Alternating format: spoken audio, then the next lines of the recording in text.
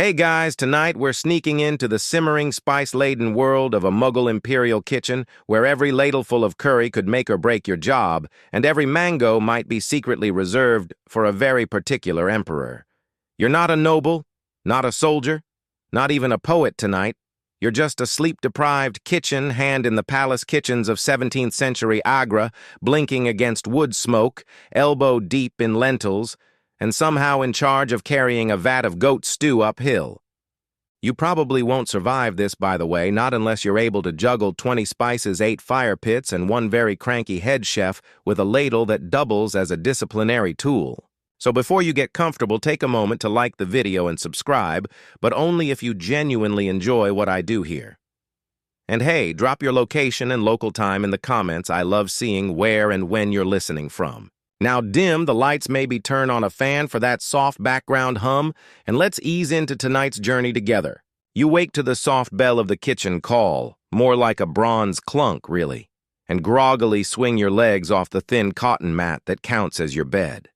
You slept in your work tunic again.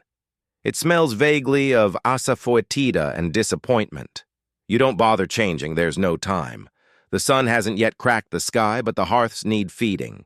You shuffle into the stone-walled kitchen courtyard, which already crackles with the quiet clatter of brass pots being moved into place. Overhead, the stars are still out, fat glinting things, but below a handful of junior cooks are already coaxing flames to life beneath enormous clay ovens called tandoors. The air is chilly, but it won't be for long. There's no menu, not really. You're in the imperial kitchens, and the dishes depend on the emperor's whims, the wazir's political leanings, the astrologer's readings, and which trade caravan rolled in last night. Some mornings it's spiced lentils with garlic and cumin. Other days it's lamb cooked for 7 hours in yogurt and saffron and then forgotten behind a curtain. It's unpredictable. You just chop and stir and survive. The first thing you're told to do, because you're new and slow and possibly replaceable, is fetch water. From the royal well, which is 3 courtyards away. You pass half-asleep guards a sleepy cow tied near a mango grove and a poet arguing softly with a parrot. You don't ask. Back in the kitchens, your job is to assist the fire boy. This means hauling bundles of neem wood and dried cow dung, stacking it just right to make the fires last longer. The smell is something. A sharp, smoky blend of earthy fuel and cumin frying in ghee. You pretend not to cough. The head cook eyes you from across the yard. He's called Bawarchi Ustad, meaning loosely master of cooks. His eyebrows alone could sear meat. He's known for 2 things, his unparalleled nihari stew and his complete intolerance for slow hands. You hope he's forgotten your name. He hasn't. Boy, he says, not even turning. You move like dead okra. Faster. And don't forget the coriander this time. Whole knot crushed. You find the coriander? Eventually. It takes you 15 minutes and a lecture from a middle-aged woman named Dadi John, who seems to run the spice storage by sheer volume of voice. You think cinnamon grows on trees, she mutters. It does. But you nod respectfully. Historians still argue whether Mughal cuisine was more Persian than Indian, or the other way around. It probably depends on the dish, the emperor, or even the hour. But one thing is clear as you watch someone baste quails with rosewater: this is no peasant fare. The food here is designed to impress, seduce, nourish, and sometimes terrify. You wander past a young man grinding turmeric on a stone slab. His hands are yellow up to the wrist. He gives you a tired nod and a caution: don't sneeze near the saffron. Apparently someone once did. The emperor declared the entire vat of korma cursed, and it had to be buried ceremonially. One quirky tidbit you overhear while rinsing lentils: the emperor's astrologer sometimes prescribes ingredients. Mars is angry, add cloves. Venus in retrograde, more honey. You wonder what cosmic alignment leads to goat brains being simmered with fennel seeds and yogurt, but decide it's above your pay grade. The air starts to warm now. The fires are crackling high and your tunic sticks slightly to your back. You've burned your fingers twice on a brass pot handle. No one notices. You're doing better than the boy who dropped the rice spoon into a vat of boiling milk he's now assigned to stirring atars, perfumed oils used for ceremonial dishes, and smells faintly like lilies and sweat. The Bawarchi Ustad is assembling the base for a royal korma. You're told to watch, but not speak. He tosses onions into bubbling ghee with a rhythm that borders on musical. Garlic paste cardamom pods a hit of mace. The fragrance is heady, so much so that one of the court poets has taken to lurking near the kitchens to inhale inspiration. You suspect it's mostly to beg for snacks. One of the more seasoned cooks sidles up to you with a rag over his shoulder. Rule 1, he says, gesturing to a vat of bubbling lentils, never trust the taster's face. If he says it's perfect, he's trying to finish early. You're nodding when a bell rings sharply from the next courtyard. It's the signal the emperor is awake. Everything speeds up. Trays are loaded covered with velvet cloths. Cooks scramble to add final garnishes, gold leaf slivered almonds, perfumed rice. You help carry a tray. It weighs approximately the same as a full-grown goat and smells like saffron rosewater and fried shallots. You stumble slightly right next to a noble. He doesn't notice, thankfully. He's busy discussing breakfast philosophy. Is mango a fruit or a divine experience? Your fingers are sore. Your back aches. But your stomach is starting to growl dangerous territory. You're told there will be leftovers, later, much later. You're barely back in the kitchen before someone shoves a basket of onions into your arms. Not little ones either, massive red-skinned beasts, their papery layers rustling like warning signs. You blink. You're still catching your breath from the breakfast run. No matter. You've officially been promoted onion-chopping apprentice. Congratulations. You're ushered to a low bench beside two other unlucky souls. The three of you form a glum little triangle of tears and knives. An older woman named Ruksar, her hair tucked beneath a turmeric-stained scarf and her hands moving like blades themselves, is clearly the boss here. She nods to the pile. Start with those. Thin as your excuses. You take a knife. It's slightly dull. You begin to slice. Now, Mughal kitchens aren't famous for minimalism. These are not one-pot meals. Each dish begins with a base of onions fried pureed or sometimes boiled and discarded entirely to please some picky prince. You're tasked with creating the golden crisp slivers used in biryanis and kormas, a signature step that demands patience oil and the ability to not rub your eyes while crying. The tears begin immediately. Your nose runs. You sniffle. You'll get used to it, Ruksar mutters, her own eyes dry as the desert. Or your soul will leave your body. Same thing.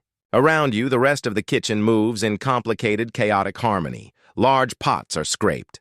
Pestles pound away. Someone is shouting about ginger. A goat leg is being debated. The kitchen cat, a scrawny tabby named Mirza, prowls beneath the tables like a disapproving inspector. Historians still argue whether Mughal kitchens had formal hierarchies beyond the head cook. Some say the structure mimicked military ranks. Others claim it was more fluid, driven by skill and nepotism.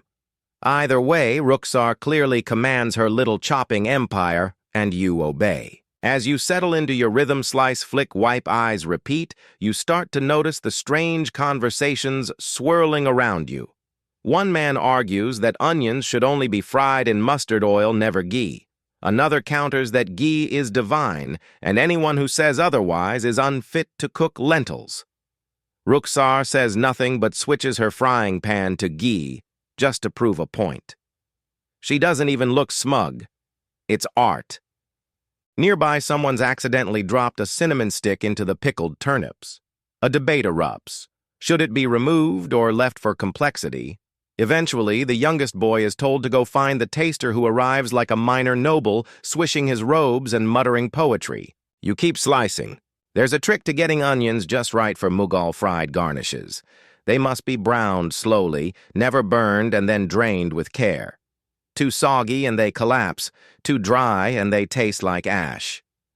Ruksar pulls a batch from the oil, fans them with a palm leaf, and lets you try one. It crunches perfectly between your teeth. Sweet, caramelized, a little bitter. You want more. She slaps your hand. Those are for the prince's lunch. Your lunch is over there. She points to a dented bowl of plain lentils. You sit beside a brazier and eat quietly, the fire warming your face, your knees tucked in.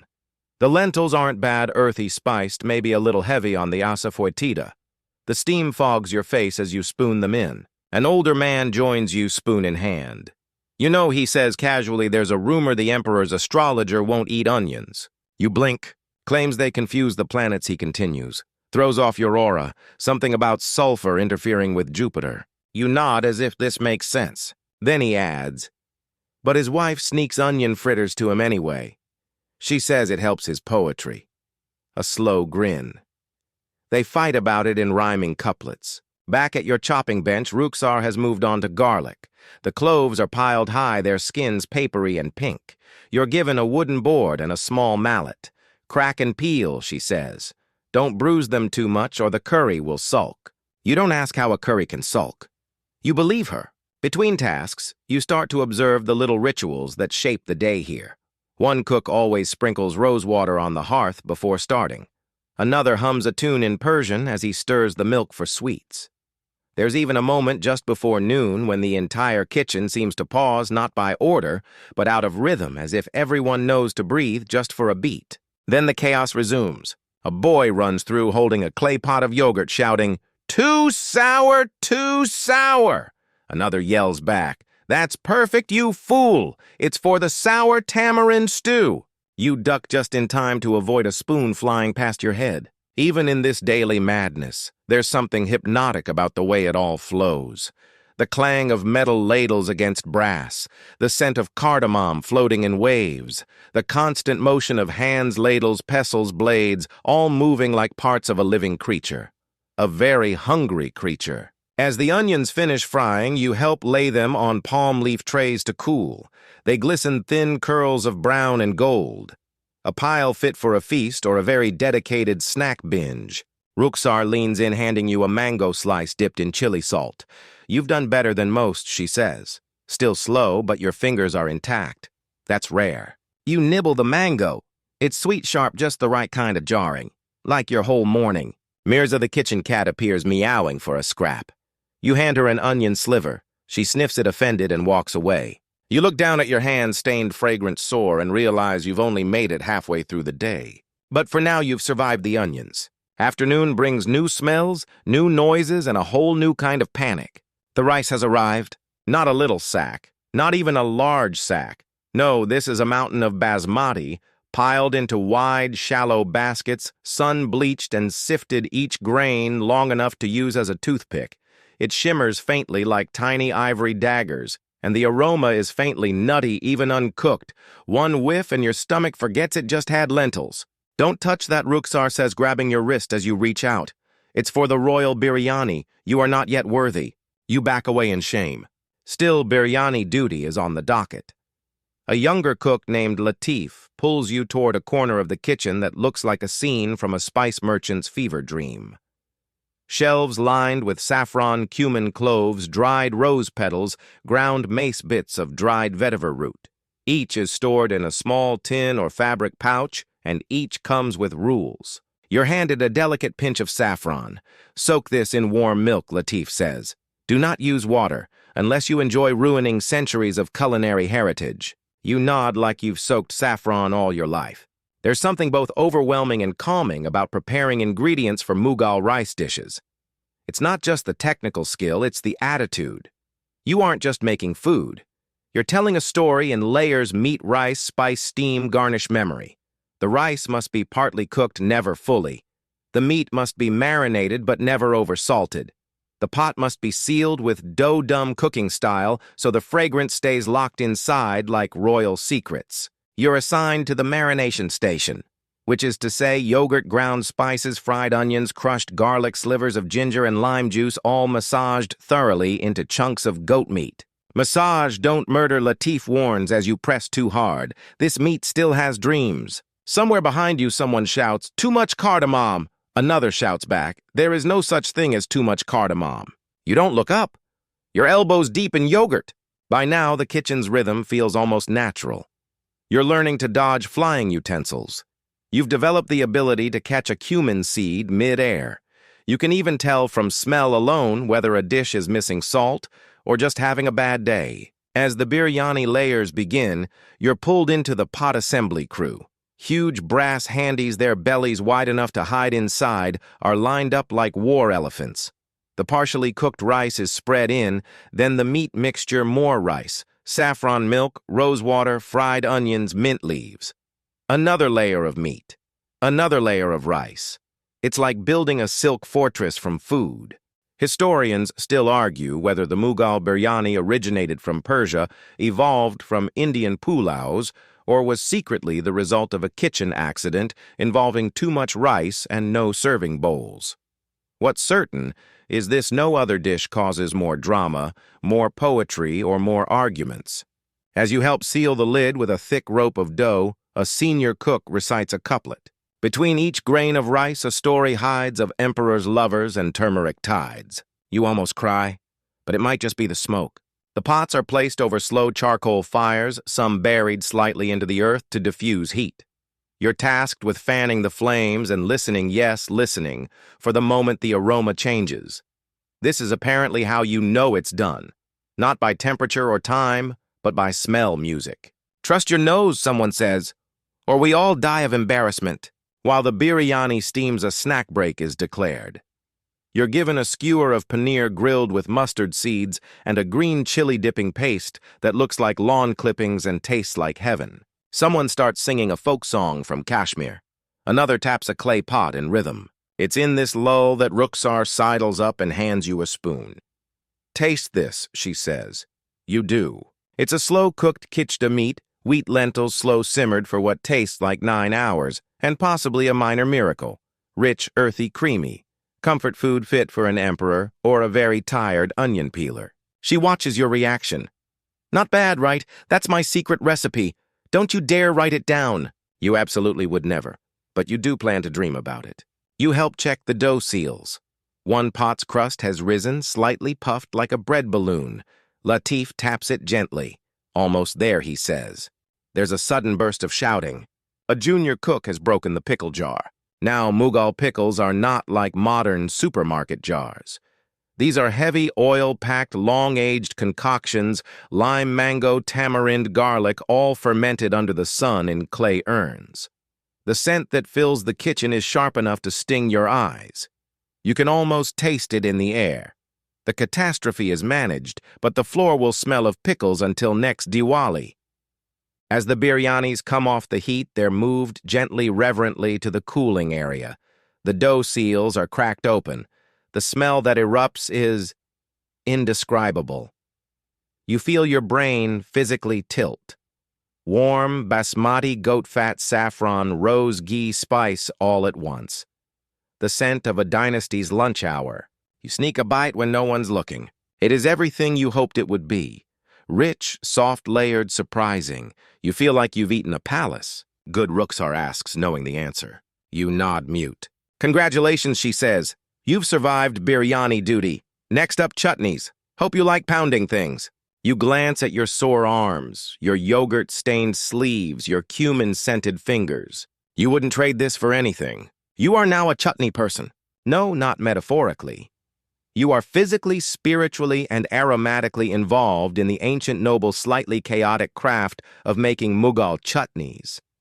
There's a stone mortar in front of you large enough to seat a toddler and a pestle so heavy you swear it has gravity. You're not smashing rocks, Rukhsar says as you fumble with the pestle. You're coaxing flavor. That's easier said than done. Today's chutney involves green mangoes, roasted cumin, a mountain of mint leaves, a pinch of asafoetida, a splash of vinegar, and a type of rock salt that smells vaguely like someone cursed it. You're told it's called kaila namak, and yes, it's supposed to smell like boiled eggs on a humid day. That means it's good. You start pounding slowly at first, then with rhythm. The ingredients resist, then soften. The pestle thuds, scrapes, and sings a little song of its own. You are now part of a process older than steam engines, older than ballpoint pens, maybe even older than gossip. Chutneys are mood enhancers, says Latif, who is lounging nearby eating a plum. You don't eat them. They sabotage the rest of the plate with flavor. Historians still argue whether Mughal chutneys originated from Central Asian meat sauces or local Indian herbal pastes. What's clear is that the Mughal kitchen took the idea and turned it into high art and sometimes high drama.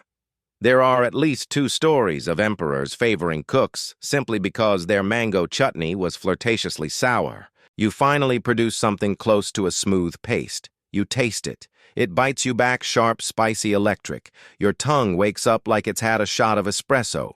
Rukhsar tastes it too. Nods solemnly, then adds more mint. Better, she says. Now it tastes like summer in trouble. In another corner, a very different chutney is underway, one with tamarind, jaggery, and black pepper. This one is dark, glossy sweet like betrayal and sticks to the spoon like secrets. You sneak a taste. It makes your eyebrows raise involuntarily. Nearby, a dessert is being stirred in a copper pan the size of a bathtub. It's kheer rice pudding, but so much more. Long-grain rice boiled in milk for what feels like an eternity, then flavored with cardamom, saffron, slivered almonds, and a whisper of rose water. The milk thickens slowly until it coats the back of the spoon like velvet. One of the older cooks, gray-bearded and always humming, ladles some into a bowl and lets you try it. The warmth hits your tongue first, followed by richness, followed by a nostalgic sweetness that makes you feel like a child in a nursery you never had. Here is memory food, the old man says. Even if the memory isn't yours. He tells you the emperors would eat this at the end of long Ramadan fasts, or during cool monsoon afternoons, or at the bedside of newborn princes. You think about the sheer number of bowls and lives this dish has passed through. Somehow it makes you feel gentler. The dessert team has a good time. They sing more. They dance a little while stirring. They also throw pistachios at each other with shocking accuracy. But even the dessert corner is not free from work. You are assigned to bundi duty. These are tiny, crisp spheres made by dripping chickpea batter into hot ghee. The sizzling sound is hypnotic. The aroma is nutty and soothing. You find yourself spacing out as the bundi clusters bubble and dance. Someone has to nudge you back to reality. Still alive, Rukhsar says, amused. Good, because it's time to plate the imperial thali. The thali, a round, elaborate platter, is a meal in orbit. Imagine a giant silver tray with small bowls circling a central heap of rice or bread. Each bowl contains something slightly outrageous. Lamb in almond gravy, spinach with fenugreek and cloves, a yogurt dish so cold and tart it could file a complaint, a surprise sweet in the corner just to keep you guessing. You help arrange the bowls. One thali takes nearly a dozen hands to assemble. A small army works in concert. The pickles go at 2 o'clock. The chutneys are triangulated like compass points. The bread shirmal, golden and perfumed with saffron, is stacked in folds like laundry done by angels. As you hand off a finished thali to a palace steward, you realize you haven't sat down since sunrise. Your legs are numb, your eyes sting, your apron smells like a different continent. And yet, you're smiling. Lunch is done. Dinner looms in the distance like a mild threat. But for now, there is chai. Not just any chai. This is Doodh patty-style tea leaves boiled in full-fat milk, spiced with crushed green cardamom, and simmered till the color is somewhere between caramel and old parchment. It's sweet, fragrant, and hot enough to reset your entire personality. You sit on an upturned crate. The kitchen buzzes around you like a well-fed beehive. You sip slowly. This is your moment. The chutneys may return, the biryanis may multiply, but for now you have tea. And that means for just a few breaths you've made it. Evening arrives like a velvet curtain, and with it a new kind of pressure. Dinner is not a repeat of lunch. Dinner is a performance. By now the kitchen is quieter, not in volume, but in energy. The boisterous chaos of morning prep has transformed into a deliberate, almost reverent hum. The same cooks who were flinging lentils and shouting about turmeric are now moving like monks in a temple. Every motion feels ceremonial. You are assigned to Rogan Josh duty. The name itself sounds dramatic. And the dish lives up to it, tender pieces of lamb stewed in a deep red gravy, so rich it should come with a disclaimer. The color comes not from tomatoes, but from dried Kashmiri chilies steeped in hot water ground into a fine paste and added carefully to a base of browned onions, yogurt, and ghee. Too hot and the yogurt splits, warns Latif. Too cold and the meat sulks. You are allowed to stir gently, mindfully, like you're petting a very expensive, very temperamental dog. The scent is intoxicating meat, spice, warm fat, and just a hint of mystery. You're told this is a signature dish, a test of any Mughal chef's worth. Historians still argue whether Rogan Josh was brought from Persia or if it developed in Kashmir and merely received Mughal approval. What's clear is that emperors ordered it often, and court poets sometimes described its scent in their odes, often with romantic overtones that made it unclear whether they were talking about food or people. While the meat simmers, you're called over to assist with naan production. If you thought kneading dough was relaxing, try slapping flat discs of it onto the blazing sides of a vertical clay oven tandoor while standing close enough to singe your eyebrows. The heat is volcanic. Your cheeks feel toasted, but the smell of bubbling dough, crisp edges, and brushed-on butter makes you believe in joy again. You try your hand at slapping the dough. Your first one falls off and lands in the fire. The second sticks but bubbles unevenly. The third, perfection. You feel like a naan wizard. Rukhsar nods in approval. Not bad for a chutney intern. As the naan stack grows, you notice something special. Someone's painting gold on almonds. Yes, actual gold leaf. Delicate sheets, thinner than breath, are being gently pressed onto toasted almonds with a squirrel hairbrush. You learn this is for zarda, a sweet saffron rice dish, served only on special occasions. Tonight's meal is apparently dedicated to some visiting nobles from Kabul. Zarda is eye-wateringly opulent. The rice is dyed 3 colors, saffron, yellow, rose pink, and natural white, then mixed with sugar cloves, ghee cardamom, raisins, pistachios, and those golden almonds. It smells like a royal wedding, and a flower market had a baby. You ask, is this dessert or a declaration of wealth? Latif shrugs. Both. Then comes the roasted quail. You didn't know quail was even on the menu. You're handed a tray with tiny spice-marinated birds already skewered and ready for the grill. Each bird is brushed with a mixture of pomegranate molasses and ghee. The scent is smoky tart and slightly haunting. You half expect a ghost to appear just to take a bite. Someone whispers that Emperor Jahangir once had his cooks prepare 100 quails for a single meal, each stuffed with a different filling. Tonight's version is more modest, just spiced minced meat and saffron rice. There's a rhythm to it now. You baste, you flip, you plate. The kitchen feels like a living organism, and you, despite your rookie status, are part of it. Then comes a moment of near catastrophe. The rose sherbet has curdled. You learn this is a cardinal sin. The drink meant to be a soothing, chilled mix of rose water, sugar, and milk has separated, and someone's sobbing near the urn. You rush over with Rukhsar. She tastes, swirls, tastes again. We can fix this, she says. Add more sugar. Strain. Chill fast. Pray. You help strain. You help stir. You help carry a bucket of ice in your arms like it's a sacred relic. By the time the sherbet is served, poured into silver goblets frosted with dew, it's perfect again. Tragedy averted. The final dinner spread is a mosaic of color and heat. Rogan Josh, golden, shirmal, pink and white zarda flame, charred quail, jewel-toned chutneys, and naan stacked like scrolls. Saffron threads twinkle on rice like threads of sunlight. You've never seen food so theatrical and so calm. A bell rings. The stewards collect the thalas and trays in a line that moves like silk through the corridors. You catch a glimpse of the palace's inner courtyard through the archway, glowing lanterns, marble floors, and the flicker of firelight on silk robes. Somewhere out there, royalty waits. You're not invited, of course, but you don't mind, because here in the kitchen you're handed a reward more precious than gold leaf almonds. A bowl, a big one, filled with the rogue spoonfuls, crusty edges, and spoon-lick worthy leftovers of the entire day's labor. You eat cross-legged on the floor with the others' cooks, cleaners, even the pickle kid. There's laughter. There are stories. Someone hums a lullaby while stirring the last batch of tea. And you sit there chewing, slowly feeling full not just in the stomach, but in the soul. You made it through dinner service in a Mughal palace, and you live to taste the leftovers. Night falls harder than expected. The palace quiets to a low murmur like the world exhaling. But the kitchen, it keeps humming.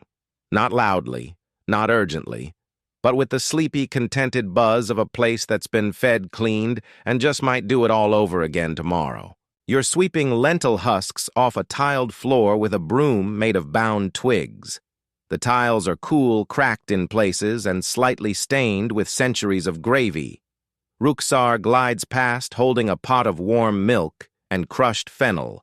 For digestion, she says, and dreams. You follow her outside to a little alcove near the herb garden.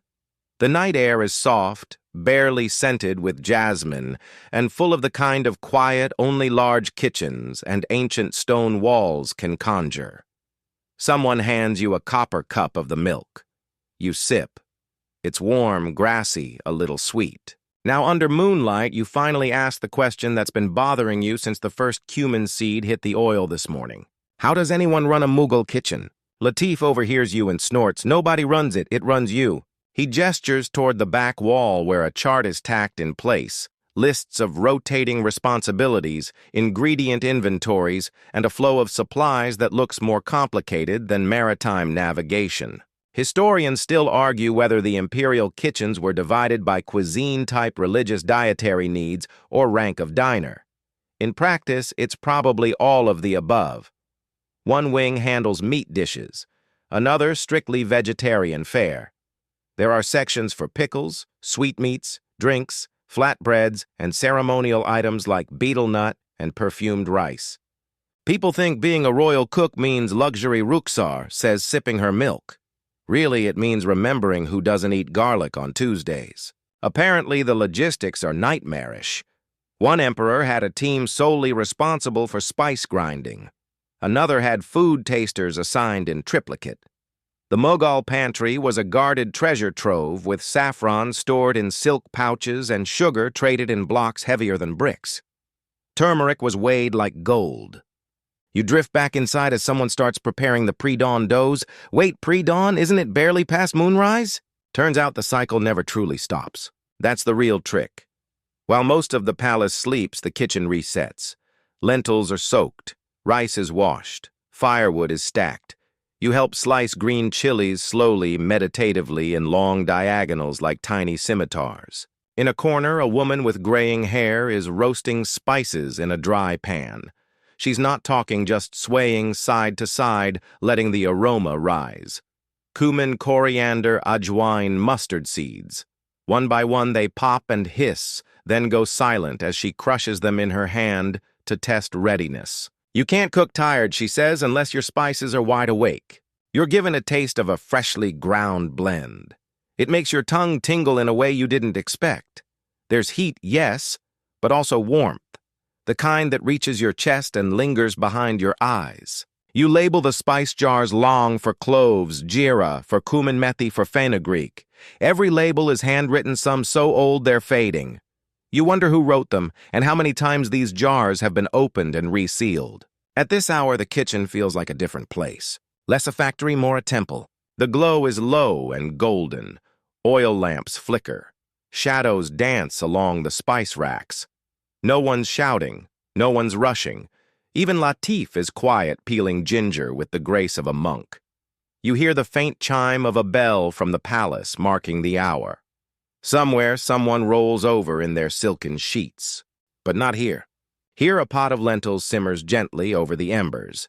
You're told it's khichdi, a simple blend of rice and mung lentils meant for staff breakfasts. Nothing royal, someone says, but it makes your knees work again. As it simmers, the smell, nutty, earthy, faintly gingery, fills the air. A drop of ghee is stirred in with care, and the whole pot suddenly smells like forgiveness. You're allowed to nap for a few minutes before dawn. You find a quiet corner near the pantry, curled up on a woven mat, the smell of cardamom still clinging to your sleeves. A cat, yes. The kitchen has a cat settles by your feet. And just as your eyes close, you hear one final whisper from Rukhsar, who passes by, barely audible. Sleep fast, you're on Halwa duty at sunrise. You smile. Of course you are. You wake before the sun, not because anyone shouts or clangs a pot near your head, but because the kitchen itself stirs in a way that pulls your senses upright. There's a hush to this moment, the hush of readiness, like the whole room is inhaling before its next breath. You're led bleary-eyed to a brass pot bigger than you. It's resting atop glowing embers, and beside it is a tray of ingredients that look deceptively simple: semolina ghee, sugar, cardamom, and a bowl of warm milk steeped with saffron threads. Welcome to halwa duty. The Mughal version of this sweet dish is not the quick fix you might make at home when you're craving something cozy. No, this is the kind of halwa that demands you be emotionally invested. You don't just cook it, you woo it. You begin by roasting the semolina in ghee, slowly, mindfully. The mixture turns golden, then nutty, and the air smells like toasted heaven. Add the sugar too early and it burns. Add it too late and it refuses to dissolve properly. And the milk. It must be poured in with steady courage. Not too fast, not too slow, like you're telling a bedtime story to a dragon. You stir, and stir, and stir. By the time the mixture thickens and pulls away from the pot in glossy aromatic folds, your arms feel like overcooked noodles. But then someone hands you a spoonful. You taste it and realize this is what triumph tastes like. Buttery warm, scented with cardamom, and crowned with crushed pistachios. You've made dessert for an emperor, or at least his second cousin's third breakfast. The morning rush begins. Trays are loaded again. This time with paratha's mango chutney, boiled eggs, lentil stews, and little clay cups of spicy tea so strong it could probably reanimate a fainting goat. The kitchen staff eats, standing up, grabbing bites between tasks, balancing on muscle memory and hot ghee. Outside, the sky is pinkening. A sleepy flute plays from somewhere near the stables, and across the courtyard the royal pigeons are being released for their morning sky laps. Everything smells like wood smoke and fried onions. You're sent to prep a cooling yogurt, raita, grated cucumber, mint, salt, and just enough cumin to keep things interesting. You crush the cumin between your palms and breathe it in like an herbal alarm clock. While chopping herbs, you finally get a moment to reflect. You think about how this kitchen has been your entire world for the last 24 hours. The noise, the heat, the spices that now live under your fingernails. You've watched saffron dissolve like magic into milk. You've turned a doughy disaster into Nyan glory. You've burned your thumb, your ego, and your sense of time. And yet you do it again. Historians still debate how much autonomy the cooks had. Were they simply servants with ladles or skilled artists with the emperor's ear? Some accounts hint that a clever cook could rise in influence, even sway palace politics through the stomach. Others suggest they were invisible mere hands behind a curtain of silks. Either way, you now understand this Mughal cuisine wasn't just about feeding people. It was about expressing power, prestige, pleasure, even poetry. A plate could be political, a dish could start a dynasty or soothe a scandal. Back at your station, the last of the early morning meals are dispatched. You're given a cloth-wrapped parcel as a thank you. Inside are dried mango strips, a sliver of almond brittle, and a small jar of spice blend with a handwritten label for dreams. Latif claps your shoulder. You didn't ruin anything. Mostly. Rukhsar gives you a nod, which is basically a standing ovation. You help extinguish the last cooking fire with a careful scoop of sand. The embers hiss a soft farewell. Someone plays a sleepy melody on a one-stringed instrument in the hallway. The kitchen at last exhales. And so do you. It's time to leave, but before you go, you glance one last time at the now quiet pots, the empty trays, the stained cutting boards. You think of all the people fed today, not just royalty, but courtiers, servants, guards, and even the stray cat now curled up in a sunbeam. You walk out into the morning light. The air is gentle. The garden smells faintly of tulsi, and for the first time in hours your hands are still. Your clothes smell like every spice known to humankind. Your belly is full of borrowed meals and strange milk. And your mind. Your mind drifts like steam over a pot of lentils. You survived a full day in a Mughal kitchen, one curry at a time. Now as the palace stirs into day, your own story can ease into stillness. The kitchen fades behind you and the scents of saffron ghee and rose linger like the last notes of a lullaby. Your feet are dusty, your arms relaxed, and somewhere deep inside the warmth of halwa still glows. The noise, the laughter, the chopped herbs and whispered secrets of spice, let them all dissolve now like sugar in warm milk. You are no longer slicing onions or stoking embers. You are floating. Softly now, remember the rhythm of the ladle in the pot, the steady press of dough under your palms, the golden shine of almonds kissed with edible gold. Let your breath mimic those slow motions, long, deep, effortless. With every exhale, you leave behind the crackling fires, the clang of copper, the gentle bark of instructions. The Mughal kitchen goes quiet, without you, but not forgotten. It remains there eternal in some spice-scented corridor of your mind. You've done enough, so let the flavors fade, let the warmth deepen, let the final ember go out. The story ends here in comfort, in quiet, in sleep.